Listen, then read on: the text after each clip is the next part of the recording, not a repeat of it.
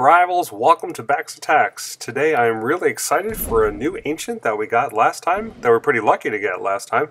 It is Adhira. She is a lightning ancient that you can only get through the daily campaign Adhira's Rest. We completed that last time at Stronghold 7 and we're pretty lucky to get her as a reward on the first try. So let's take a look at Adhira. We'll take a look at her spells, and if we have some lightning primus, we will level her up as well, upgrade her. And it looks like we do have some primus, so let's take a close look at her spells. The first one, Lightning Bolt, does a modest amount of damage, and the first time that it strikes a target, it does additional damage. So that's about 200 points of blast, not too bad. The Magnetic Pulse is the key one, and it will disable buildings, several buildings at a time, as well as doing some damage. So that's really her go-to spell. The Arc Lightning is used when she's put in the spell tower on defense, and the Conductive Blast is used as a follow-up to the other spells. It does some a fairly large amount of damage after you have already hit them with one of the other spells, so that can be handy. As you look here at higher levels, she's an Epic Ancient, so she can go all the way up to level 50. I kind of doubt I'll ever get her there, but if I do, that Conductive Blast will do 450 points of damage. And in fact, the Lightning Bolt on a first blast will also do about 450 points. So those can be very significant spells at higher level. Right now, I think we have enough mana to get her to level 6. That's where I like to target my new Ancients. That usually takes about 5,000 mana. So let's start out with 4,500 here, see where that takes it. Then adjust more if needed. And that took us to level 6 already. And with just a little bit more, we can pump her up to the level 7. So that's actually pretty good. The next one will just add a little bit more increase in damage to the Magnetic Pulse and then the Arc Lightning, so we'll wait until we have enough later on to get her to level 11. Levels 6, 11, and 16 will increase the starting mana for the Ancients, so that's really the key levels as far as I'm concerned when I'm trying to figure out how far up to level them. Alright, so let's see Adhira in action. One of the nice things about the daily campaign is that you get a +3 starting mana bonus for any element of that type of, for any ancient of that type of element. So we're going to have a lot of mana to try out the different abilities here. When you have free troop portals and mana hunters to get them, we'll be able to see that Magnetic Pulse and probably the Conductive Blast in practice here. When you have a first level spell that does damage on a low level ancient, I'm not too keen on using that one, so we'll definitely be wanting to save up and use our mana for the higher spells.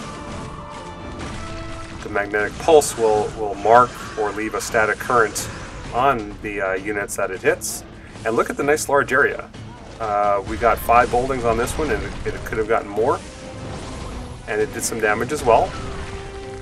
Do a little flyover. We're going to freeze them up again so that our units can come in and take those out. Our mana hunters are still sweeping in. And they will finish up the stronghold, and now we'll see that Conductive Blast. It's kind of a nice looking graphic, I like that. There we go, stronghold down. Got some fresh mana, got some gold still to clean up top, so we can do that. And may as well use the spells to do it. So there we go, we got all the gold, and that was win streak 8, so we get a relic chest from that. If our luck continues, we'll get Taliesin, but I think everyone would be jealous if I was that lucky. I'm typically not, by the way. So let's see what we get here.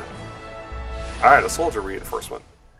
Not too bad. Well, let's keep going. We have 4 more battle stones. Let's see if we can get all the way up to streak 12. That would be kind of nice. We're also trying to get gold for our Paladin upgrade after the gold storage upgrade.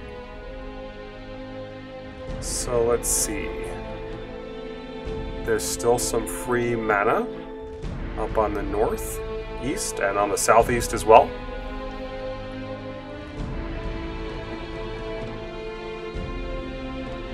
And a real scattering of defenses here. And I think we'll be able to take this one. And let's see.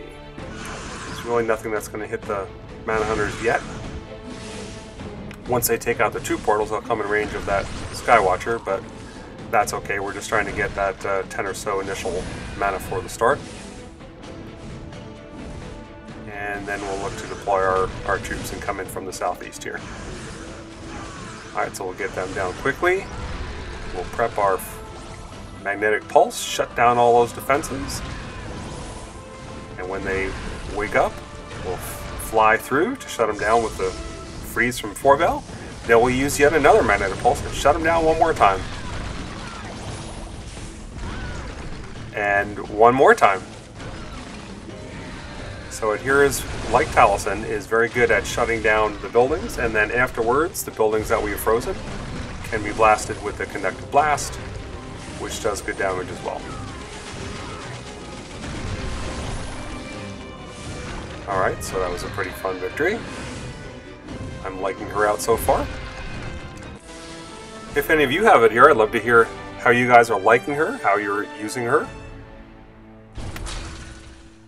It's nice here that Adhira is a combination of both offensive power with the 1st and 3rd spell, as well as a defensive-oriented spell, the ability to shut down or disable defenses. So when you have both of those together in one ancient, that can be very handy.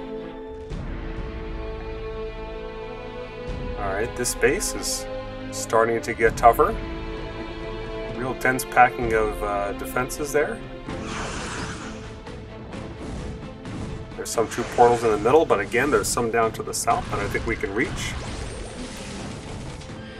They'll be in range of those watchtowers, though, so we'll need to send in our troops a little bit earlier. Sweep in from the south. Unfortunately, I didn't get a good pathway for the soldiers, so the soldiers and fire elementals are going off to the side. That's okay. We'll use our freeze. Our wardens are still going to be able to come in. The mana is going real good here with the mana hunters, so we're able to freeze that again. And the wardens have got a lock on the stronghold now. And down it goes. For cleanup, that freeze and conductive blast is very handy to continue the attack after you get the stronghold down. So that's streak 10. Another relic chest coming. Now you get, of course, relic chests at streak 4, 8, 10, and 12.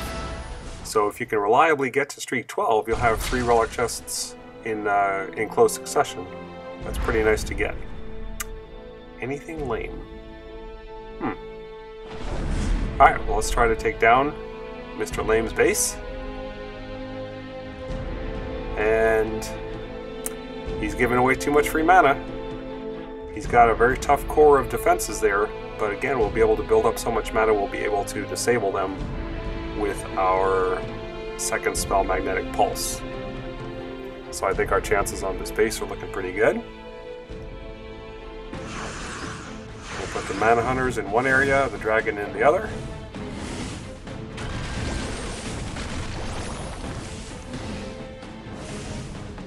Now, even though the Mana Hunters are getting killed quickly, that's okay. Their job is to get enough mana in the beginning to be able to use the spells effectively for the rest of our troops.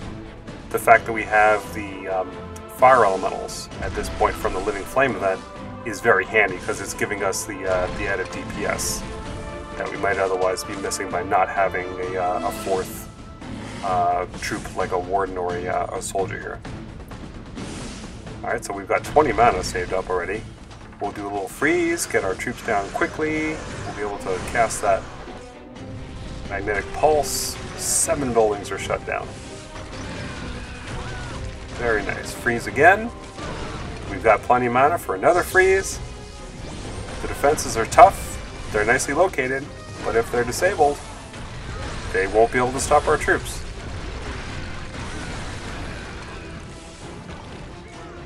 So Adhira is performing very nicely